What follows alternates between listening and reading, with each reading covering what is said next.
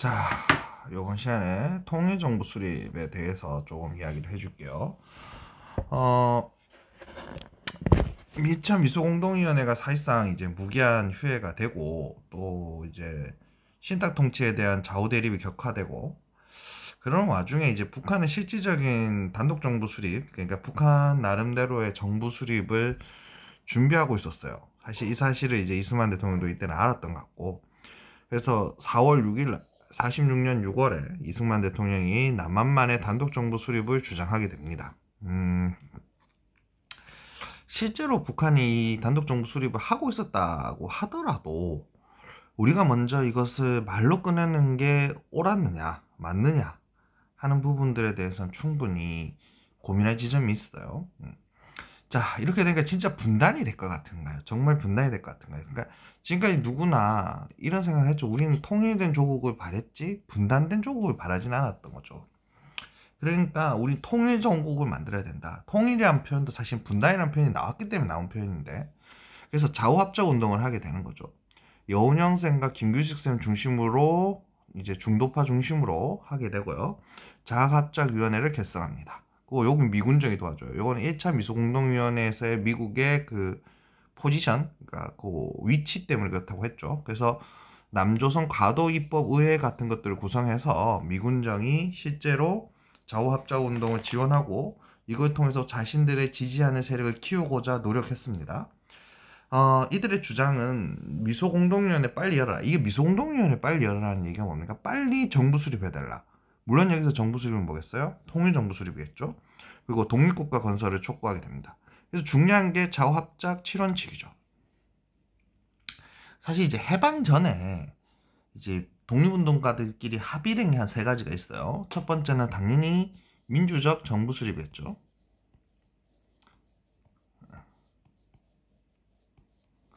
두 번째는 당연히, 이것도 당연해요, 친일파 청산입니다.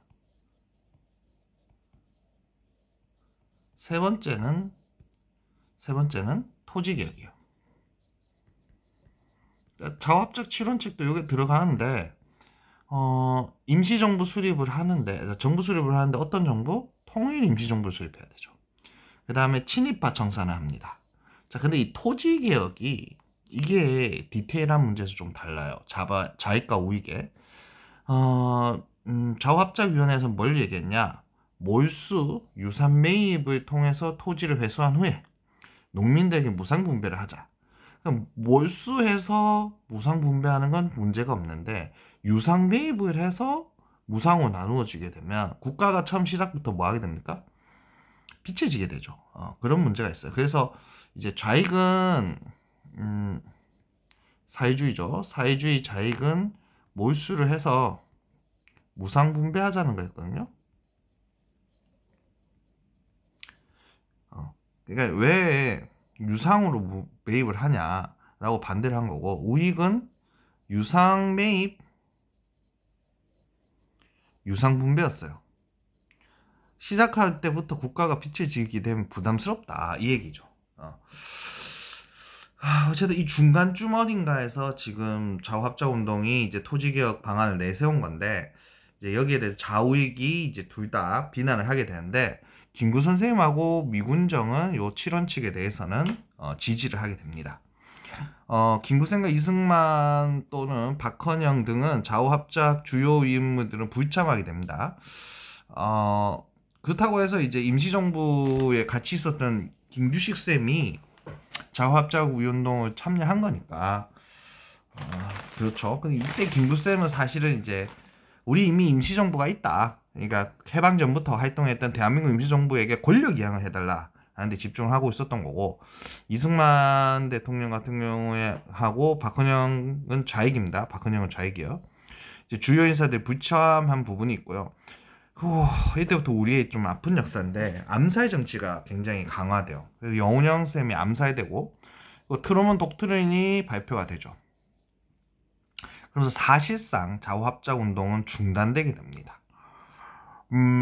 그리고 이제 2차 미소공동위원회 끝나게 되죠.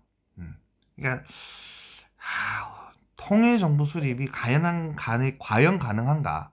대해서 근본적인 이제 물음을 건지게 되는데, 그래서 2차 미소공동위원회가 이제 결렬되고 난 이후에 미국은 한국의 문제 유엔에 상정해서 해결하자라고 얘기합니다. 근데 소련은 아니 이게 다르지 않냐? 모스크바 상국 외무장관 회의에서 모스크바 상국 외무회의가 그거예요.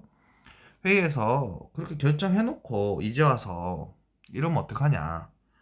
그러니까 모스크바 상국 외상회의에서 미소공동위원회에서 결정하기로 해놓고 이제 와서 그거 유엔으로 넘기면 어떡하냐? 라는 얘기죠. 근데 이제 뭐 둘 다 문제가 있죠. 사실은 둘 다 문제가 있고, 실질적으로 빨리 정부 수립을 했으면 했던 건 미국이었던 것 같아요. 소련이 실제로 과연 정부 수립을 위해서 노력했다면 미소공동에 조금 더 적극적인 모습이 있을 수 있겠죠. 자, 그래서 미국은 이거 이제 유엔 총회로 넘깁니다. 유엔 총회로 넘겨서 인구 비례에 따른 남북한 총선거를 실시를 결정합니다. 근데 이제 그렇게 해서 이제 선거감시위원단이 왔겠죠. 그들을 이제 소련이 입국 거부하게 돼요. 그래서 소총에서, 요 총회하고 소총회를 좀 구분할 줄 알아야 되는데, 총회에서 인구 비례에 따른 총선거 실시고요.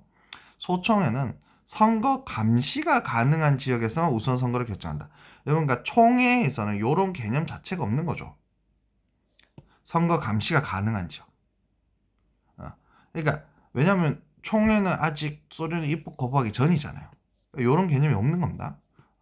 그 입국 거부 이후에 선거 감시가 가능한 지역이라는 개념이 생기고 났으니까 소총회에서 이렇게 우선적으로 실시하자라고 얘기하게 되는데, 이게 결국 뭐예요?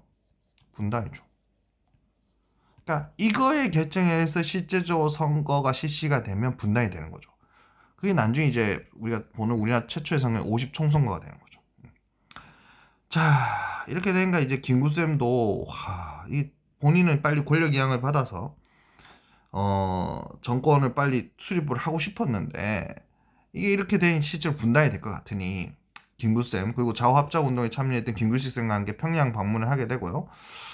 이때 뭐 김일성하고 김두봉도 있습니다. 김일성, 실질적인 권력은 김일성이 가지고 있고, 김두봉에서 4김인데 이들이 이제 북한에서 만나는 거죠. 북한에서 만나서 이제 합의한 게 외국 군대 철수, 내전 반대, 그리고 통일정부 수립을 결의를 하는데, 그러니까 북한은 그래요. 실질적으로 자기들은 분단 준비를 하고 있으면서 끊임없이 통일정부를 수립한다라는 명분을 계속 가져오기 위해서 계속 노력을 합니다. 그래서 나만 너희가 먼저 분단을 요구했기 때문에 우리도 어쩔 수 없이 분단을 했다라는 식으로 자꾸 논리를 가져가려고 하는 부분들이 있어요.